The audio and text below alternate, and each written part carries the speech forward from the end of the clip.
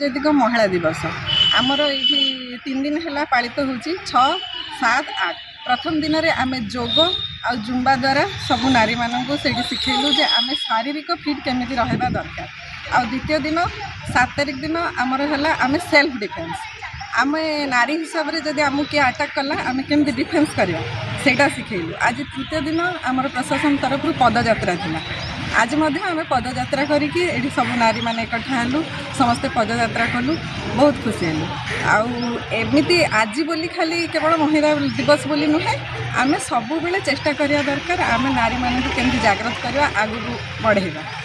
आमती कि नारी मान छोट बड़ू छोट छुआ को बाहागर करदे सहीटा को भी बंद करवा कि छुआ मान आखू पाठ पढ़ेगा पढ़ा लिखा करेंगे शिक्षित हेबे से माने निज गोड़े निजे ठिया हेबे से सचेतन रहा। आम निजे सचेतन हेले ही आमर सामाजिक परिस्थिति को सचेतन करें आमर झील मैंने सब आगू बढ़े।